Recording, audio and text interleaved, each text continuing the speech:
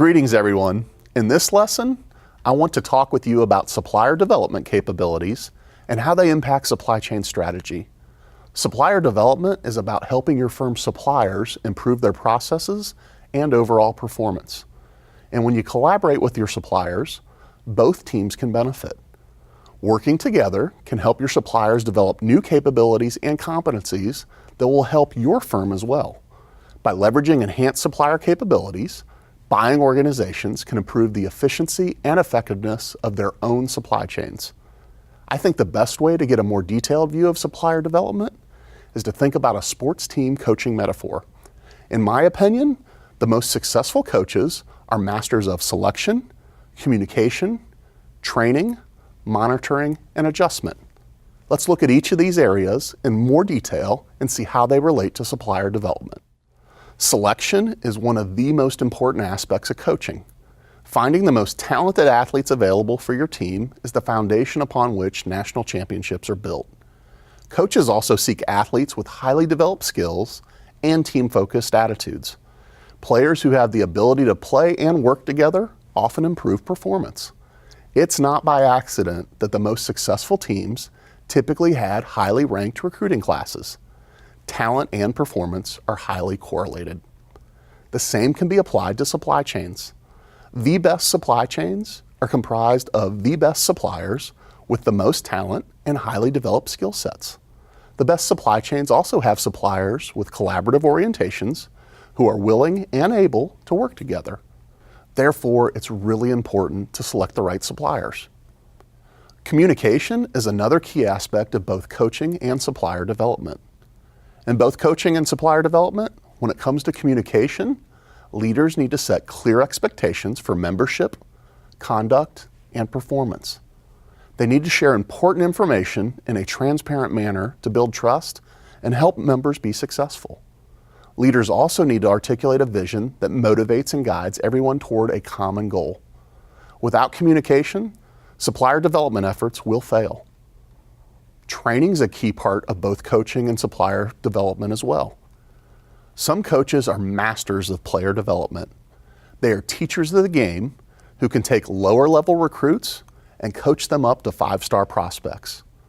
Masters of supplier development do the same thing with supply chain members.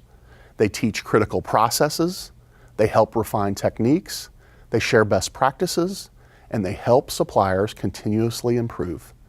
They do these things because any supply chain is only as strong as its weakest link. If you improve each link in the chain, then the overall chain is much stronger. So training suppliers is very important. Monitoring performance is also a big part of supplier development.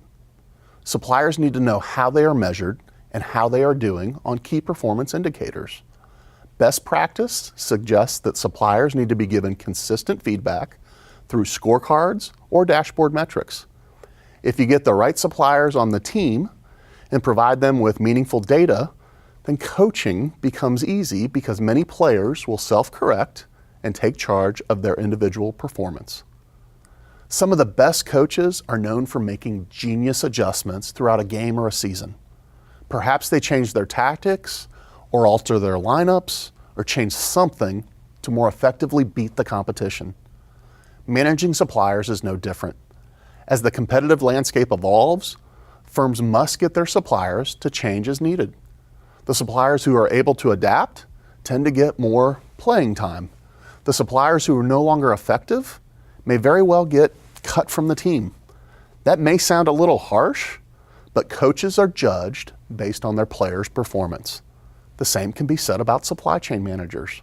Therefore, adjustments must be made as needed to remain competitive.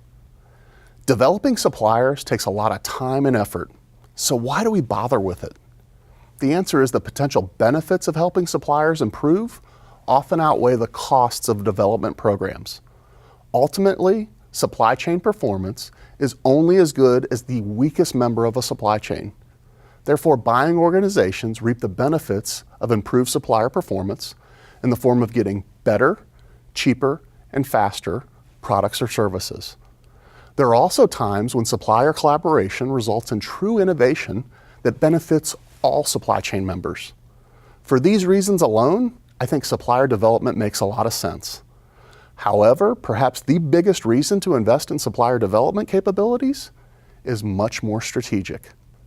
If you recall from Professor Lee's uncertainty matrix, supply chain strategies are selected based on supply uncertainty and demand uncertainty. When managers are able to reduce either type of uncertainty, this enables strategic movement, resulting in a more efficient and effective supply chain. Well, think about how supplier development efforts help reduce supply uncertainty. By coaching up suppliers, supply chain managers tend to get better service, lower costs, and shorter lead times. Reducing supply uncertainty through supplier development capabilities helps firms get the right products to the right place at the right time. Meeting these goals in a more consistent manner also has a potential secondary benefit in terms of sales. Customers will appreciate the better service associated with less supply uncertainty, and they may want to buy from your firm on a more consistent basis. If they do, then those changing customer sales patterns just reduce demand uncertainty. And as we know, reducing uncertainty is a good thing. Actually, it's a great thing. Reducing uncertainty makes all of our supply chain performance metrics better and ultimately leads to a competitive advantage.